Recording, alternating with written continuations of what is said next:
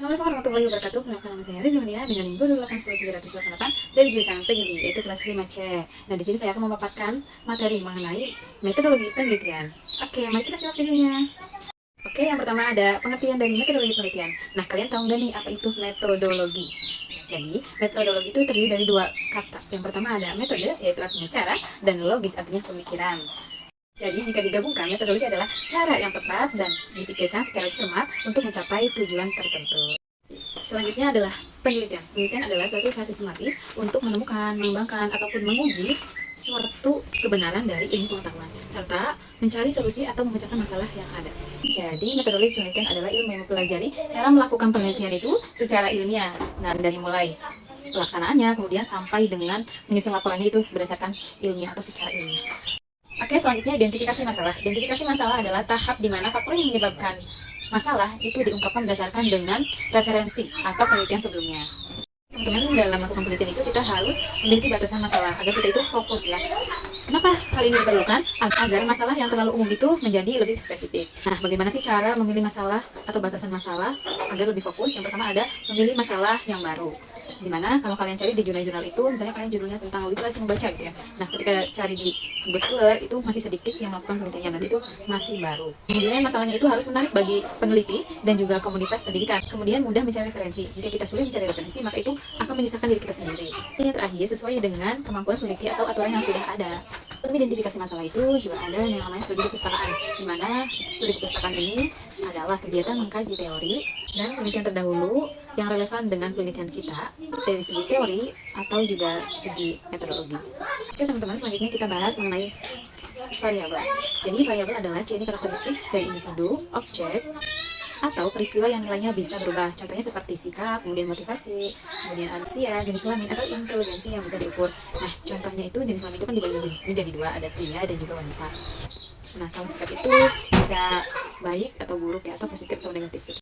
Nah, variabel ini dalam peranannya dibagi menjadi dua, ada variabel bebas dan juga variabel terikat. Variabel bebas biasanya dilambangkan dengan X, kemudian variabel terikat dilambangkan dengan Y.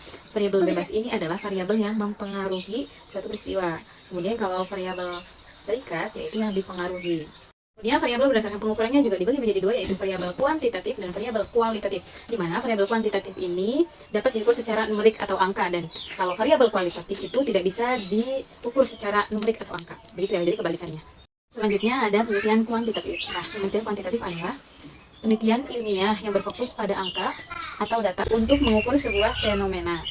Kemudian ada jenis-jenis penelitian kuantitatif. Yang pertama adalah komparatif. Penelitian komparatif itu membandingkan dua kelompok yang berbeda. Contohnya kelas pagi dengan kelas siang, manakah yang lebih berpengaruh dalam proses akademik siswa, gitu ya. Jenis yang kedua yaitu penelitian korelasional, di mana korelasional ini menghubungkan variabel yang satu dengan variabel yang lain. Ketiga adalah penelitian eksperimen, yaitu melakukan uji coba. Dalam eksperimen ini ada tiga, ada pra-eksperimen, quasi eksperimen, dan true eksperimen. Dan jenis yang terakhir yaitu survei, di mana penelitian ini mengumpulkan sebuah data.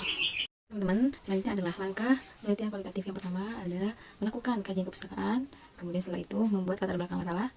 Yang ketiga yaitu mengidentifikasi masalah penelitian. Itu kita merumuskan masalah penelitian. Setelah merumuskan, kita membuat tujuan penelitian dan menjelaskan manfaat penelitian, keterbatasan penelitian, landasan teori, kemudian mengemukakan pendapat yang relevan. Lalu kita merumuskan hipotesis. Setelah itu kita bisa menjelaskan definisi konseptual dari penelitian kita. Selanjutnya menetapkan penelitian yang kita gunakan, menetapkan area atau wilayah penelitian yang kita gunakan, kemudian menyusun instrumen dan menguji coba instrumen, dan ada menguji coba lapangan, kemudian pengumpulan data, selanjutnya mengolah dan menganalisis data, dan menyusun laporan. Berarti teman-teman, cara mengumpulkan data dalam penelitian kualitatif itu, yang pertama kita bisa menggunakan kuesioner atau angket, kemudian wawancara, studi dokumentasi, dan observasi.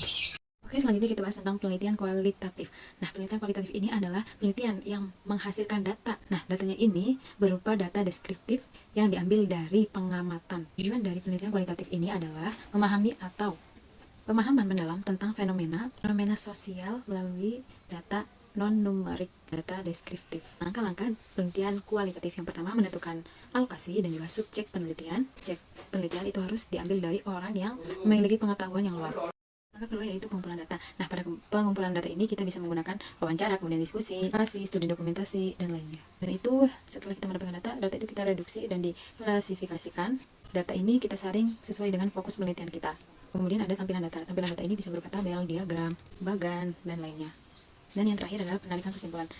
Dalam penarikan kesimpulan, kita itu harus sesuai dengan fakta, kemudian harus mudah dipahami kesimpulan itu.